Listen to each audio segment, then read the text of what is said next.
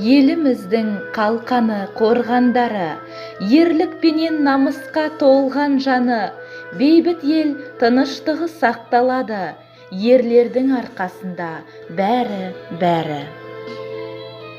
7 мамыр Қазақстан Республикасының отан қорғаушылар күні. Бұл мерекені Қазақстан халқы отанға деген патриоттық сезіммен, зор мақтанышпен қарсы алады.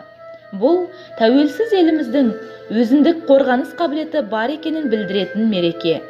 1992 жылы Нұрсұлтан Назарбаевтың жарлығымен Қазақстан Республикасы қарулы күштері құрылды. Сол уақыттан бері Қазақстанда отан қорғаушылар күні аталып өтуде. Тәуелсіздік пен бейбітшілік, мемлекеттің дамуы мен өрлеудің кілті.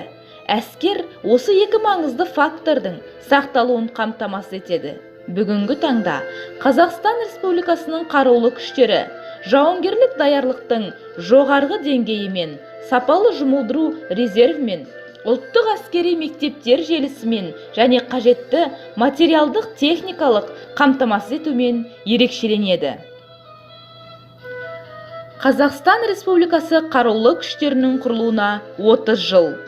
Осыған орай ерлік елдің қасиеті, жүректілік жігіттің қасиеті тақырыбында кітапханамызда кітап көрмесі құрылды.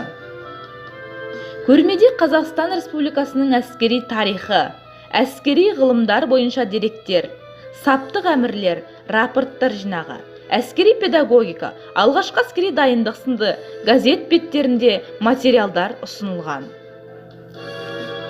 Кітаптарға жеке тоқтала кетсек, Қазақстанның әскери тарихы, Аманжолов. Бұл кітапта Қазақстанның көне дәуірлерден бүгінгі күнге дейінгі әскери тарихы баяндалады. Кітап көпшілік оқырман қауымға арналған. Алтынбаев. Саптық әмірлер, рапорттар, әскерилердің қарым-қатынас сөздері. Жинақта әскери өмірде қолданылатын қарым-қатынас сөздер, саптық дайындықтар, әскери бөлімдер жайлы жеке-жеке мәліметтер берілген. Балабек Сақтағанов. Әскери педагогика. Оқулықта заманауи педагогика ғылымының жетістіктері, әскери педагогиканың тарихы, дамуы, әскери қызметкерлерді оқыту теориясы қарастырылған. Бастауыш әскери дайындық. Бұл оқулық жастарды бастауыш әскери дайындау бағдарламасының талаптарына негізделіп жазылған.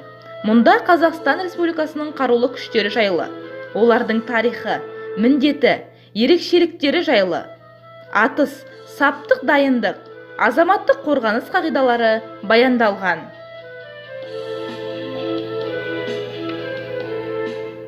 Тәуелсіздігіміз бен тұтастығымызды, ел тыныштығын сақтауда әскери сарбаздарымыздың атқарып жатқан қызметтері ұшан теңіз. Халқымызға қорған болған, ұлттық әскеріміз айбынды болсын. Егеменді еліміздің отын сөндірмей, қорғаныс жүйемізді бекем ұстап келе жатқан барлық Қазақстан азаматтарын төл мерекелерімен құттықтаймыз.